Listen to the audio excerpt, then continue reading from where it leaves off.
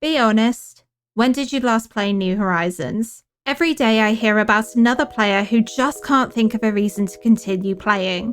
With everything there is to do, it's not surprising you feel overwhelmed at the thought of finishing your island. It's okay, you aren't the only one who feels like this.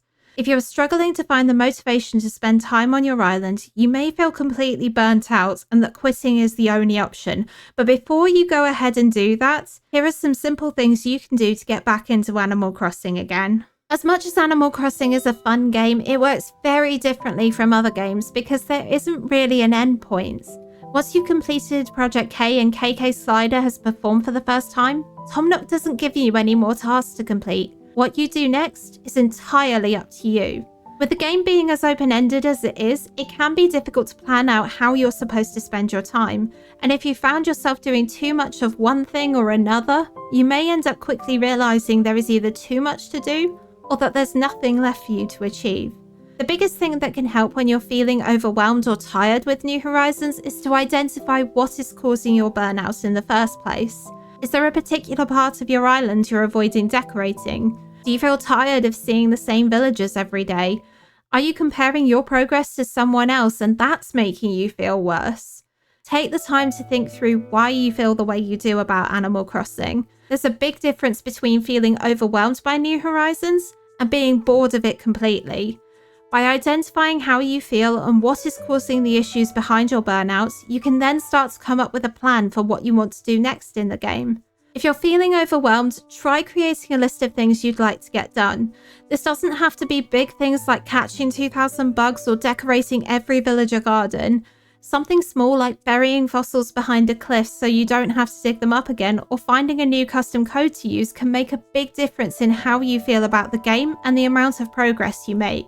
By ticking off smaller tasks, you'll find yourself making way more progress on your island than you would have done otherwise, but avoid making your list too long. Nobody wants you to go through a longer burnout than you have to. Having 3 to 5 small things you could do in one sitting can be enough to kickstart your enthusiasm for the game again, and as you begin completing the smaller tasks you want to get done, you can slowly work towards the bigger things you want to achieve, which can make a real difference in how you feel about your island.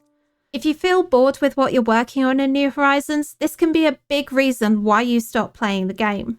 If you've completely decorated your island, have a 5-star rating, and are only doing your dailies, you may feel like there's nothing left to do. It's something a lot of players struggle with because decorating is such a big part of New Horizons, and if you aren't inclined to work on your island, you can easily run out of things to do. If, like me, you have a forever island and you don't want to tear down a section to redo it, you could always pop over to HHP and work on a vacation home for a villager. The DLC is great for giving you a break with decorating, but many players forget that interiors is something they can do. Happy Home Paradise gives you a lot of creative freedom to decorate because it takes the items you've held from your catalogue rather than what you already have in your storage. This can make it easier for you to fulfill your decorating desires because you don't need to worry about not having access to one item or another to finish a build, which makes you less likely to burn out overall. However, if decorating isn't your thing or you don't have access to the DLC, you can always take a look through your Nook Miles achievements to see if there's something you can work on there instead. I see a lot of people forget about KK concerts, but there is an achievement for attending them. Even if you only log on once a week just for the concert, you break up your routine a bit and can focus on enjoying the small moments in New Horizons instead. Think about the moment when you open New Horizons for the first time and watch the Deserted Island Getaway Package video. You can relive that moment of pure joy by asking KK Slider to play Welcome Horizons, and by being at the concert, you're also working your way towards the next level of the KK Mania achievement. It doesn't have to be the big things that are preventing you from playing, but once you have identified what is causing your burnout, focus on the small things you can do to switch up how you approach Animal Crossing, as this can make a big difference to your motivation to continue playing New Horizons.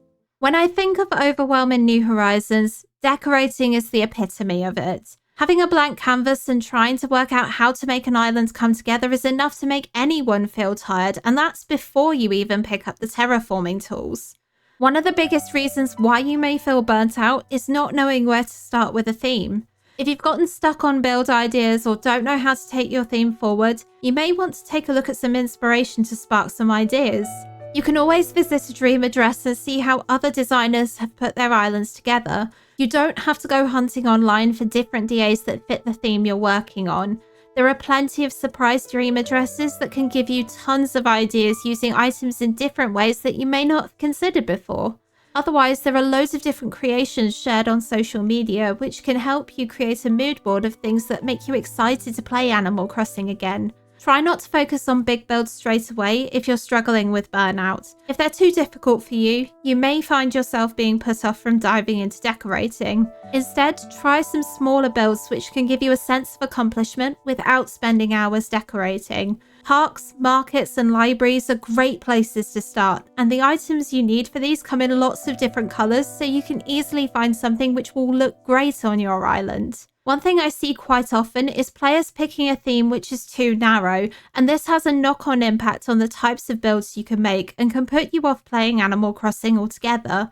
If you have a theme which is really specific and you're really excited about it, that's amazing. Everyone wants to see your excitement and enthusiasm for your island. But if it limits the types of builds you can make, you may find you get burnt out quickly and feel like you aren't able to finish your island. If you get to that point, you can always retheme your island to be something broader.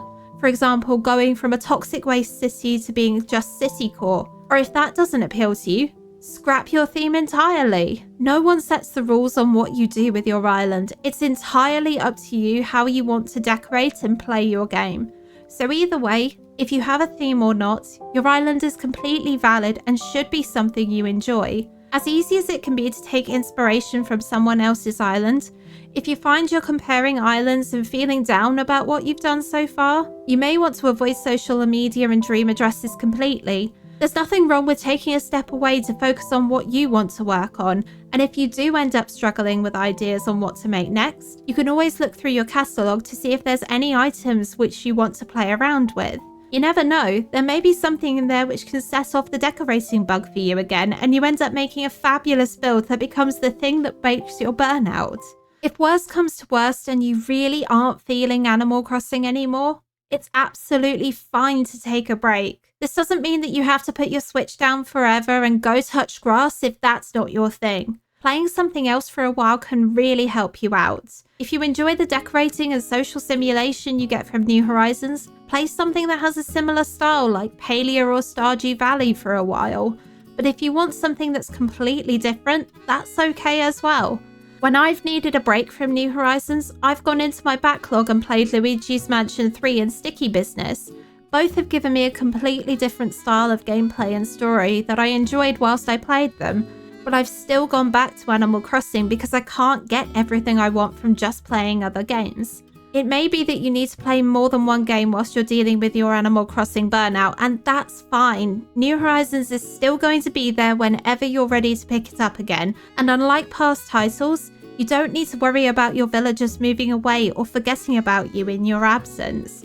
However you left the game is how you will find it when you return. It will just have some cleanup that you may need to do. Cockroaches can be squished, Leaf can remove your weeds, and your villagers will only make one passing comment reminding you of how long you've been away. This may make you feel sad when you first start playing again, but after playing for a day or two, you'll find your villagers haven't forgotten you, your island still looks the same as you left it, and the mechanics will be familiar to you so you can get right back into the game you love so dearly. When you do feel ready to go back into Animal Crossing, start small with it so you don't feel too overwhelmed with everything you need to do. Saying hello to your villagers is a good first step to get back into New Horizons after a break from your burnout, and you can work up from there as you begin to feel more at home on your island. If you're ready to dive back into Animal Crossing, watch this video next where I went through some of the things you can do to switch up your gameplay and enjoy New Horizons again, and I'll see you over there.